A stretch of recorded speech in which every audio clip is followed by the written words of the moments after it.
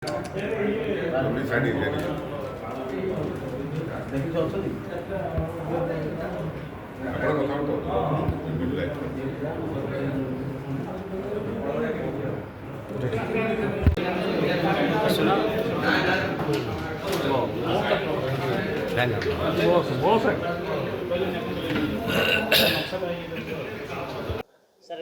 କଟକ ଭଳି ଗୁରୁତ୍ୱପୂର୍ଣ୍ଣ ଜିଲ୍ଲାର ଆପଣ ଜିଲ୍ଲାର ଦାୟିତ୍ୱ ନେଇଛନ୍ତି ଏବଂ ରାଜ୍ୟ ସରକାର ଆପଣଙ୍କ ଉପରେ ବର୍ଷ କରିଛନ୍ତି ଆଗାମୀ ରୂପରେଖ କ'ଣ ରହିବ ଯୋଜନା କ'ଣ ଅଛି?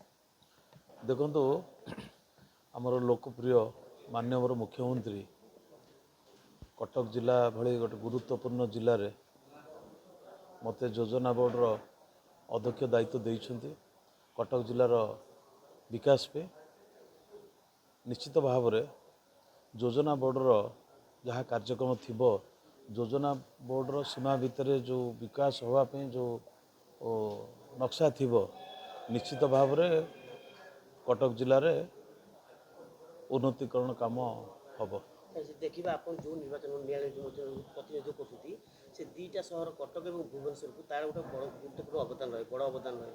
ସେ କୃଷି କ୍ଷେତ୍ରରେ ହେଉ କିମ୍ବା ଅର୍ଥନୈତିକ କ୍ଷେତ୍ରରେ ହେଉ, ତାର ଆପଣଙ୍କର ଏ ନୂଆ ଯୋଜନା କ'ଣ ରହିବ ସେଥିପାଇଁ ଆପଣ ନିର୍ବାଚନ ଲଢ଼ିବେ? ନାଇଁ, କଟକ ଯୋଜନା ବୋର୍ଡ଼ ଅନ୍ତର୍ଭୁକ୍ତ ଯାହା ଯାହା ସରକାରଙ୍କର ଯୋଜନା ଥିବ ସେ ଯୋଜନାକୁ କିଭଳି ଭାବରେ ତାକୁ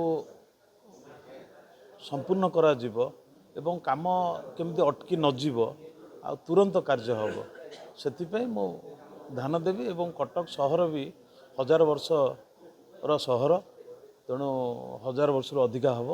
ତେଣୁ କଟକର ବି ଯୋଜନା ବୋର୍ଡ଼ ଅନ୍ତର୍ଭୁକ୍ତ ଯାହା ଯାହା କାର୍ଯ୍ୟକ୍ରମ ଥିବ ସେ କାର୍ଯ୍ୟକ୍ରମ ସବୁ ହେବ।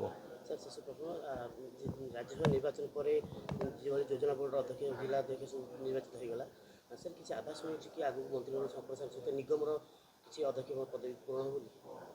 ନା, ସେ ବିଷୟରେ ମୁଁ କିଛି କହିପାରିବିନି, ସେଇଟା ପାର୍ଟି ଜାଣିଥିବ, ଆମେ କିଛି ଜାଣିନୁ।